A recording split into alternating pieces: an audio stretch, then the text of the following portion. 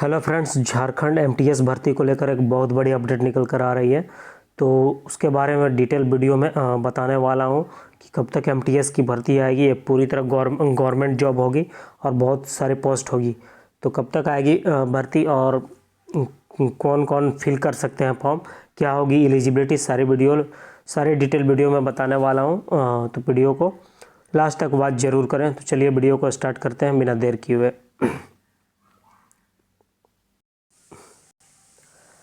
देखिए, झारखंड गजट जो है इसका प्रकाशित हो चुका है झारखंड गजट में।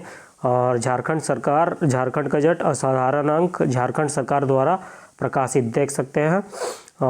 इसमें कार्मिक प्रशासनिक सुधार तथा राजभाषा विभाग द्वारा जारी किया गया है। देखिए, संक्षिप्त नाम, विस्तार एवं प्रारंभ इसमें लिखा हुआ है, देख सकते हैं। अनुच्छेद 309 के परंतुक द्वारा प्रदत्त शक्तियों का प्रयोग करते हुए जो मेन पॉइंट्स मैं वो बता दे रहा हूँ। झारखंड के राज्यपाल एतद द्वारा बहुउद्देश्य कर्मी मल्टीपर्पज स्टाफ के पदों पर भर्ती एवं सेवा शर्तों को विनियमित करने के हेतु निम्नलिखित नियमावली बनाते हैं।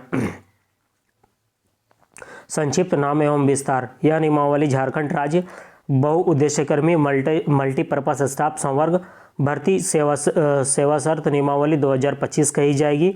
इसका विस्तार संपूर्ण राज्य में होगा और यह नियमावली झारखंड राजपत्र में प्रकाशन की तिथि से पवित्र होगी। इसके बाद है परिभाषाएं।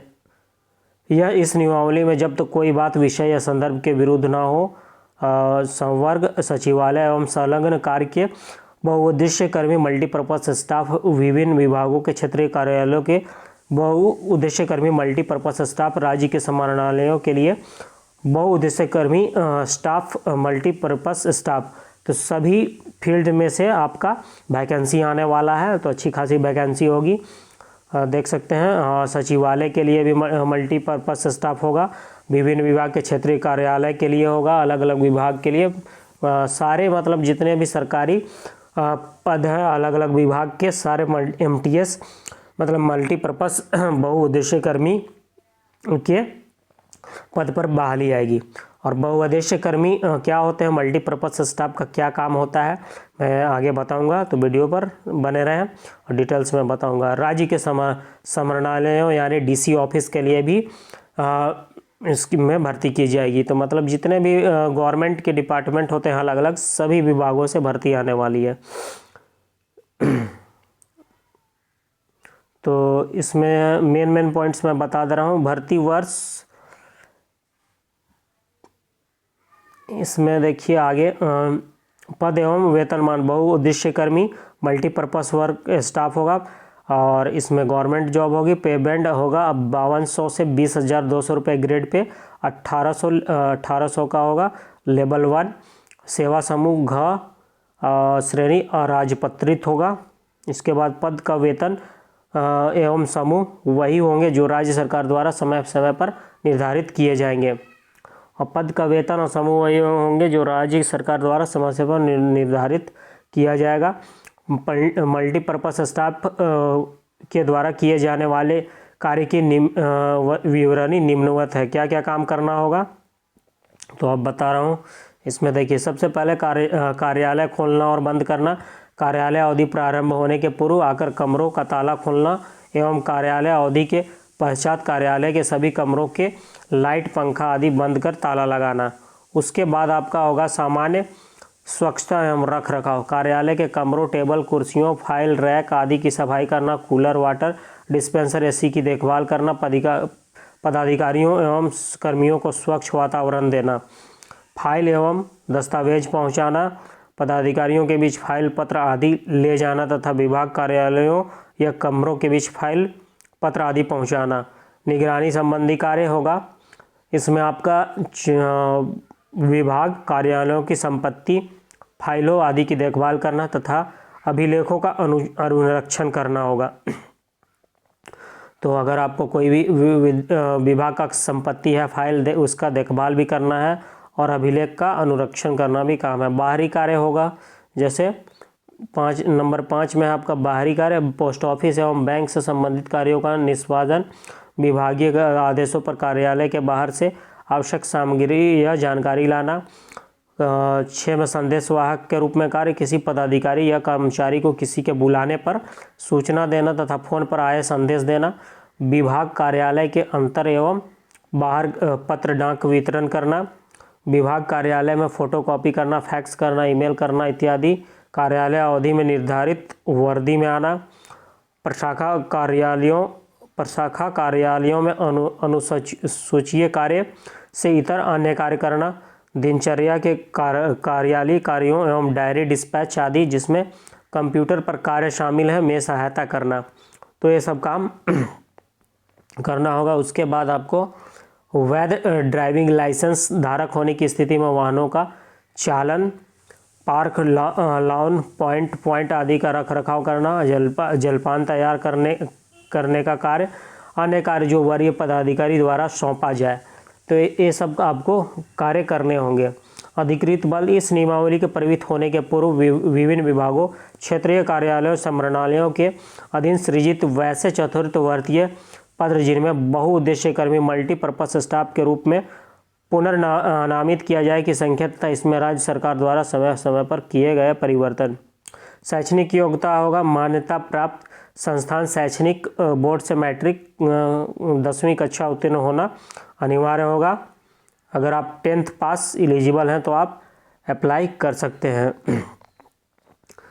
विभिन्न विभागों में बहुउद्देश्य कर्मी मल्टीपर्पज स्टाफ के पदों पर भर्ती में राज्य सरकार द्वारा निर्धारित राज्य स्तरीय आरक्षण नीति एवं रोस्टर तथा क्षेत्रीय कार्यालयों संचालनालयों के अंतर्गत बहुउद्देश्य कर्मी मल्टीपर्पज स्टाफ के पदों पर सीधी भर्ती में राज्य सरकार द्वारा निर्धारित जिला स्तरीय आरक्षण नीति रोस्टर लागू होंगे और इसमें जिला स्तरीय आरक्षण नीति और रोस्टर लागू होगा। निहर्ता वह व्यक्ति जिसने ऐसे व्यक्ति से जिसका पति या पत्नी जीवित है विवाह किया है या जिसने अपने पति या अपनी पत्नी के जीवित रहते हुए किसी व्यक्ति से विवाह किया है, उक्त पद पर नियुक्ति का पात्र नहीं होगा। ऐसे व्यक्ति इस पद पर नियुक्ति का पात्र नहीं होगा, परंतु यदि राज्य सरकार को यह समाधान हो जाता है कि ऐसा विवाह उस व्यक्ति और विवाह के अन्य पक्षकार को लागू स्वीय विधि के अधीन अनुज्ञेय है और ऐसा करने के लिए अन्य आधार है, तो किसी व्यक्ति को इस नियम के परिवर्तन से छूट दे सकेगी। इसके बाद है आपका मल्टीपर्पज स्टाफ के पदों पर भर्ती चयन की प्रक्रिया। बहुउद्देश्य कर्मी के पद पर नियुक्ति की कार्रवाई 2 स्तर पर की जाएगी। समरणालय स्तर, विभिन्न समरणालयों में बहुउद्देश्य कर्मी के पद पर नियुक्ति की कार्रवाई संबंधित उपायुक्त के द्वारा की जाएगी। बहुउद्देश्य कर्मी के रिक्त पदों की गणना 1 जनवरी को आधार तिथि मानकर संबंधित उपायुक्त के द्वारा की जाएगी। समरणालयों के अधीन पूर्व से सृजित सभी प्रकार के चतुर्वर्गीय पदों के सम्यक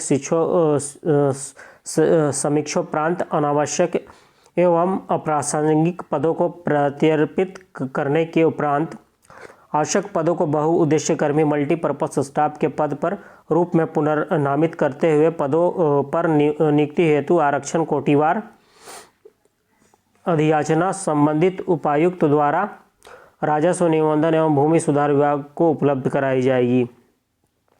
इसके बाद तदोपरांत राजस्व निबंधन एवं भूमि सुधार विभाग के द्वारा विभिन्न समरणालयों में बहुउद्देश्य कर्मी के रिक्त पदों की आरक्षण कोटिवार अधियाचना जिला वार कार्मिक प्रशासनिक सुधार तथा राजभाषा विभाग के माध्यम से झारखंड कर्मचारी आयोग को भेजी जाएगी।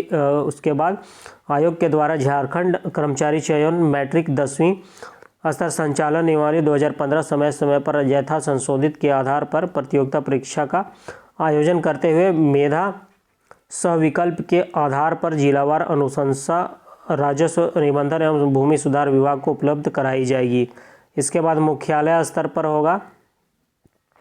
विभिन्न विभागों के सचिवालय एवं संलग्न कार्यालय एवं क्षेत्रीय कार्यालयों के बहुउद्देश्य कर्मी के पद पर नियुक्ति की कार्रवाई संबंधित विभागों के द्वारा की जाएगी। बहुउद्देश्य कर्मियों के रिक्त पदों की गणना 1 जनवरी को आधार तिथि मानकर संबंधित विभाग क्षेत्रीय कार्यालय के द्वारा की जाएगी। क्षेत्रीय कार्यालय समीक्षोपरांत बहुउद्देशीय कर्मी के रिक्त पदों की सूचना आरक्षण रोस्टर क्लियरेंस के उपरांत अपनी प्रशासनिक विभाग को उपलब्ध कराएंगे। उसके बाद तदुपरांत प्रशासनिक विभाग के द्वारा अपने विभाग संलग्न कार्यालय सहित क्षेत्रीय कार्यालयों में बहुउद्देशीय कर्मी के रिक्त पदों की आरक्षण कोटिवार अधियाचना कार्मिक प्रशासनिक सुधार एवं राजभाषा विभाग के माध्यम से झारखंड कर्मचारी चयन आयोग को भेजी जाएगी। इसके बाद आयोग के द्वारा झारखंड कर्मचारी चयन आयोग परीक्षा मैट्रिक 10वीं संचालन नियमावली 2015 समय समय पर यथा संशोधित के आधार पर प्रतियोगिता परीक्षा आयोजित करते हुए अनुशंसा प्रशासनिक विभाग को उपलब्ध कराई जाएगी। फिर है चयनित उम्मीदवारों को योगदान करने के लिए अधिकतम 1 माह का समय दिया जाएगा। किसी उम्मीदवार द्वारा निर्धारित समय सीमा के अंदर योगदान नहीं देने या अन्य कारणों से रिक्तियां भरी नहीं जाने की स्थिति में ऐसी स्थितियां अगली नियुक्ति के लिए अग्रणित की जाएगी। विभिन्न विभागों क्षेत्रीय कार्यालयों समाहरणालयों में चतुर्वर्ग के पद पर संविदा एवं दैनिक एकमुश्त पारिश्रमिक के आधार पर निरंतर कार्यरत कर्मियों हेतु प्रतियोगिता परीक्षा के निर्धारित कुल अंक में संविदा एवं दैनिक एकमुश्त पारिश्रमिक के आधार पर की गई सेवा अवधि के बदले कुल पूर्णांक का 1.5% अंक प्रति कार्यवर्ष की दर से वेटेज देय होगा। यह अधिमान्यता 5 वर्ष या इससे अधिक कार्य करने वाले को तथा अधिकतम 10 वर्ष के लिए देय होगा। इस प्रकार न्यूनतम 7.5% अंक एवं 15% अंक का अधिमान्यता देय होगा जो पहले से डेली वेजेस पे काम कर रहे हैं उनके लिए है। तो इस तरह से बहुत सारे पॉइंट्स में दिया होगा, मेन पॉइंट्स मैं बता दिया हूँ जो ज़रूरी है, क्या होना चाहिए एलिजिबिलिटी। उम्र सीमा अधियाचना वर्ष की 1 अगस्त को न्यूनतम उम्र सीमा 18 वर्ष तथा अधिकतम उम्र सीमा वह होगी जो सीधी भर्ती हेतु कार्मिक प्रशासनिक सुधार तथा राजभाषा विभाग द्वारा समय समय पर निर्धारित हो। परीक्षा अवधि संपुष्टि बहुउद्देशीय मल्टीपर्पज स्टाफ के पदों पर नियुक्त कर्मी नियुक्त होने की तिथि से मौलिक पद पर परीक्षामान माने जाएंगे। परीक्षा अवधि 2 वर्षों की होगी। परीक्षामान अवधि में संतोषप्रद सेवा पूर्ण करने की स्थिति में ही नियुक्ति प्राधिकार के द्वारा सेवा संपुष्ट किया जाएगा। और पहले आपको ये 2 वर्ष के लिए परीक्षामान अवधि में रखेंगे और फिर आपकी सेवा संतोषप्रद सेवा होने पर सेवा संपुष्ट किया जाएगा। अब वरीयता दिया हुआ है, अनुशासन वरीयता है इसमें मल्टीपर्पज स्टाफ की पारस्परिक वरीयता एवं विषय कार्मिक प्रशासनिक सुधार राजभाषा विभाग द्वारा समय पर निर्गत अनुदेशों के आलोक में निर्धारित होगी। वरीयता नियुक्ति प्राधिकार के समस्त पर संधारित होगी। इस वर्ग में पूर्व में कार्यरत कर्मी जिन्हें MTS मल्टीपर्पज स्टाफ के रूप में पुनर्निर्मित किया गया हो कि आपसी वरीयता चयन आयोग द्वारा अनुशंसित मेधा सूची के आधार पर संधारित होगी। जहां चयन आयोग की मेधा सूची उपलब्ध नहीं हो वहां पर कर्मियों की आपसी वरीयता नियुक्ति की तिथि के और क्रमानुसार रहेगी तथा एक ही तिथि को नियुक्ति कर्मियों की वरीयता उनकी जन्म तिथि तथा जन्म तिथि के एक रहने पर मैट्रिकुलेशन में प्राप्त अंक के आधार पर निर्धारित होगी। तो इस तरह वरीयता का प्रावधान किया जाएगा। तो ये था मेन पॉइंट्स मैं जो बता दिया हूँ। टोटल 7 पेज का PDF है और ये गजट झारखंड सरकार द्वारा जारी किया गया है। यहाँ देख सकते हैं झारखंड राज्यपाल के आदेश से सरकार के सचिव प्रवीण कुमार टोप्पो। तो ये मेन सारे पॉइंट्स बता दिया हूँ। और तो इसमें जो है मेन आपका मैट्रिक ओनली 10th चाहिए। 10th अगर आप पास हैं तो आप अप्लाई कर सकते हैं। वैकेंसी जल्द ही आ सकती है, इसलिए आप लोग तैयारी में लग जाएं, कभी भी वैकेंसी आ सकती है और इसका नियमावली बन चुका है। तो वीडियो यहाँ तक देखने के लिए धन्यवाद। और वीडियो अच्छा लगा हो तो लाइक कर देंगे और चैनल पर नया है तो चैनल को सब्सक्राइब कर लेंगे इस तरह की अपडेट सबसे पहले पाने के लिए, और बेल आइकन को भी प्रेस कर लेंगे। धन्यवाद।